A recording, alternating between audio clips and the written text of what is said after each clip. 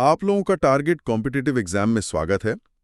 आज की इस वन शॉट क्लास से कुछ भी नहीं छूटेगा। आज की हमारी ये जो गहन चर्चा है ये संपूर्ण भौतिक विज्ञान पर आधारित है, मतलब पूरा कंप्लीट फिजिक्स। हाँ, और ये विस्तृत विश्लेषण विशेष रूप से उन सभी उम्मीदवारों के लिए है जो SSC, railway, BPSC, BSSC, MTS, CGL या फिर CHSL, SSC GD, DP, UPSC, UPSI और यूपीएसएससी पीईटी जैसी प्रतियोगी परीक्षाओं की तैयारी कर रहे हैं। बिल्कुल, मतलब जितने भी ऑल कॉम्पिटिटिव एग्जाम्स हैं उन सब के लिए ये बहुत ही सटीक और प्रामाणिक अध्ययन होने वाला है। हमारा मुख्य लक्ष्य ही यही है कि शून्य से शिखर तक की यात्रा तय की जाए।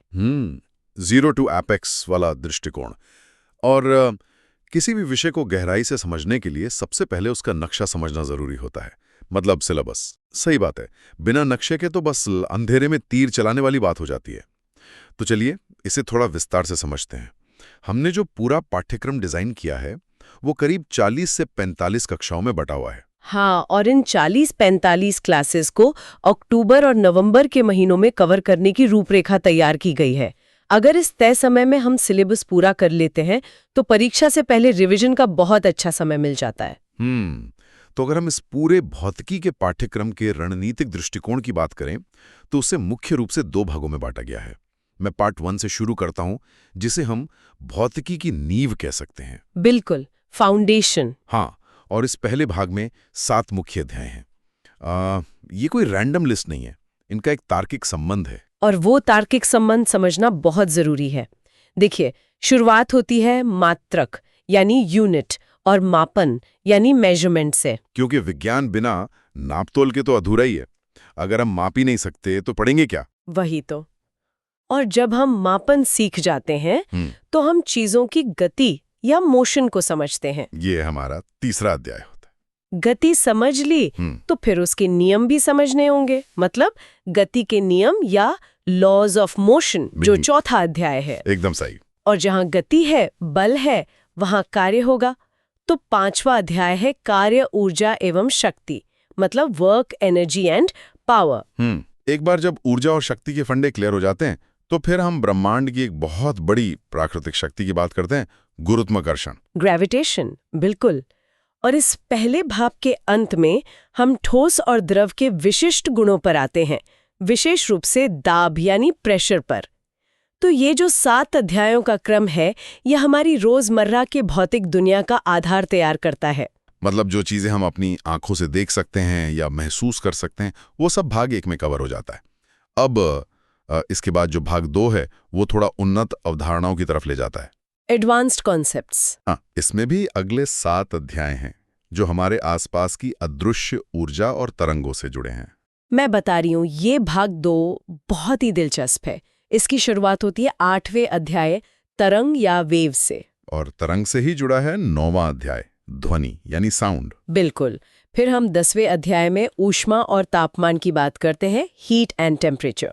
इसके बाद 11वां अध्याय है विद्युत यानी इलेक्ट्रिसिटी, और 12वां है चुंबकत्व या मैग्नेटिज्म। मतलब ये वो चीजें हैं जो आज की हमारी पूरी आधुनिक दुनिया को चला रही हैं, बिजली और चुंबक। हाँ, और फिर 13वां अध्याय आता है प्रकाश यानी ऑप्टिक्स, और अंत में 14वां अध्याय आधुनिक भौतिकी या मॉडर्न फिजिक्स। यहाँ सबसे दिलचस्प बात यह है कि कैसे ये 14 अध्याय पूरी भौतिकी के ब्रह्मांड को एक धागे में पिरो देते हैं। सही कहा आपने।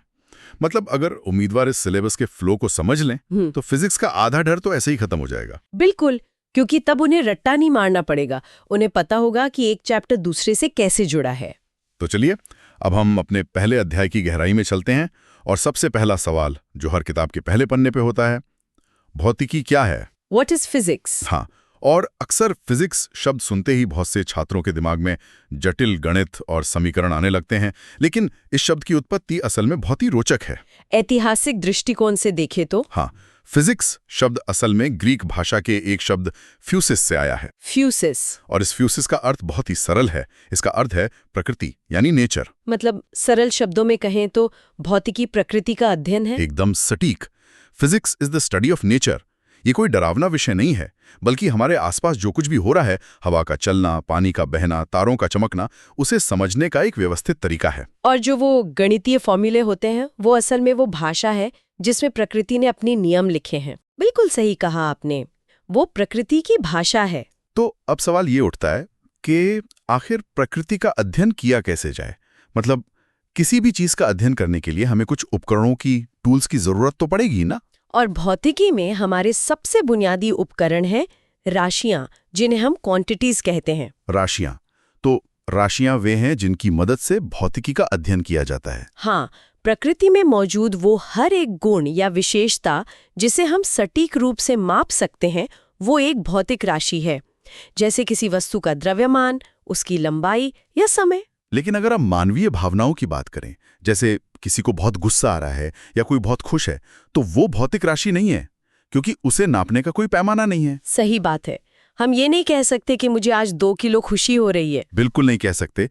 और यहीं से हमारा अगला बहुत ही महत्वपूर्ण टूल आता है, मात्रक यानी यूनिट। क्योंकि सिर्फ राशि का पता होना काफी नहीं है, उसे मापने का एक स्टैंडर्ड पैमाना भी चाहिए। और प्रतियोगी परीक्षाओं में अक्सर उम्मीदवार राशि और मात्रक के बीच के बुनियादी अंतर में ही उलझ जाते हैं। बहुत बार ऐसा होता है। मैं एक बहुत ही रोजमर्रा का उदाहरण देता हूं। मान लीजिए आप बाजार गए और आपने दुकानदार से कहा कि मुझे 5 चीनी दे दो। तो वो तो हैरान होके पूछेगा ना कि 5 क्या? 5 दाने, 5 पैकेट या 5 किलोग्राम? वही तो, यहां 5 सिर्फ एक संख्या है और चीनी का द्रव्यमान वो भौतिक राशि है। लेकिन जब तक हम इसके साथ किलोग्राम नहीं जोड़ते, तब तक ये बात अधूरी है। तो किलोग्राम यहाँ पर मात्रक है। मात्रक वह पैमाना है जिसमें राशियों को मापा या तोला जाता है। द्रव्यमान राशि है और किलोग्राम मात्रक है।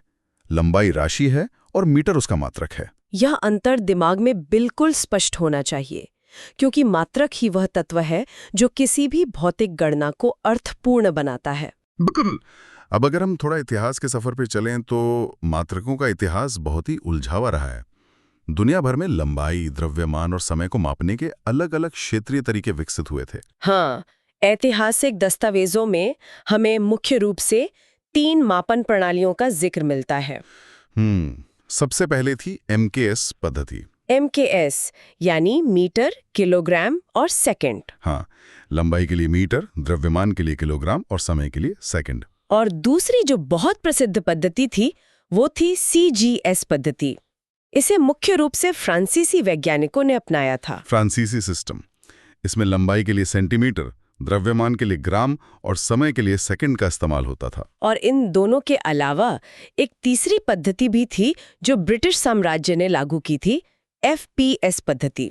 FPS मतलब लंबाई के लिए फुट, द्रव्यमान के लिए पाउंड और समय के लिए सेकंड। आज भी हम लोग अपनी हाइट फुट में ही तो बताते हैं। और केक का वजन पाउंड में होता है। हाँ, लेकिन जरा सोचिए, उस समय विज्ञान की दुनिया में कितनी अराजकता होती होगी। एक देश का वैज्ञानिक ग्राम और सेंटीमीटर में रिसर्च पेपर लिख रहा है और दूसरे देश का इंजीनियर उसी मशीन को फुट और पाउंड में बना रहा है। कैलकुलेशन की गलतियों की वजह से कई बार बड़े-बड़े इंजीनियरिंग डिजास्टर्स हुए हैं इतिहास में। लेकिन अगर हम इस बड़ी तस्वीर को देखें, इन तीनों ऐतिहासिक पद्धतियों में, तो एक बहुत ही महत्वपूर्ण पैटर्न उभर कर आता है। हाँ, और प्रतियोगी परीक्षाओं के नजरिए से ये बहुत ही दिलचस्प तथ्य है। हमने देखा कि दुनिया के अलग-अलग हिस्सों में लंबाई और वजन मापने के पैमाने पूरी तरह से अलग थे। मीटर, सेंटीमीटर, फुट और किलोग्राम, ग्राम, पाउंड, सब अलग।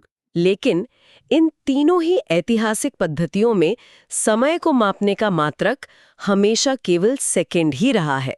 मतलब MKS में भी सेकंड, CGS में भी सेकंड और FPS में भी सेकंड। बिल्कुल, चाहे भौगोलिक दूरियां कितनी भी रही हों, इंसान ने समय के मापन पर हमेशा एक सार्वभौमिक सहमति दिखाई। विज्ञान के इतिहास में ये एक बहुत ही अनोखा तथ्य है। वाकई बहुत अनोखा है। लेकिन समय के अलावा बाकी मात्रकों में जो उलझन थी, उसने विज्ञान के विकास में बहुत बाधा डाली। हाँ, और इसीलिए एक आधुनिक मानक की, एक स्टैंडर्डाइजेशन की सख्त आवश्यकता महसूस की गई, ताकि पूरी दुनिया का विज्ञान एक ही भाषा बोल सके। और इसी आवश्यकता ने SI प्रणाली या इंटरनेशनल सिस्टम ऑफ यूनिट्स को जन्म दिया। SI system. इस आधुनिक प्रणाली की परिकल्पना या जो इसका कॉन्सेप्ट था, वो 1960 में लाया गया था। 1960 में इसकी रूपरेखा तैयार हुई, लेकिन इसे पूरी तरह से आधिकारिक रूप में 1971 में लागू किया गया। 1971 प्रतियोगी परीक्षाओं के लिए ये दोनों साल बहुत महत्वपूर्ण हैं। बिल्कुल। और आज के समय में इस एसआई प्रणाली का महत्व सबसे ज्यादा है। आज यही प्रणाली पूरी दुनिया में विज्ञान का, रिसर्च का और इंजीनियरिंग का एकमात्र प्रमाणिक आधार है। परीक्षाओं में भी सारे न्यूमेरिकल और फॉर्मूले इसी एसआई सिस्टम पर टिके होते हैं। अगर कोई छात्र परीक्षा में गणना करते समय किसी मात्रक को एसआई प्रणाली में बदलना भूल जाता है तो उसका पूरा उत्तर गलत हो जाता है। इसलिए इसे समझना सबसे अहम है। तो आज के इस वन शॉट क्लास में हमने बहुत ही बुनियादी लेकिन सबसे महत्वपूर्ण अवधारणाओं पर विस्तार से चर्चा की।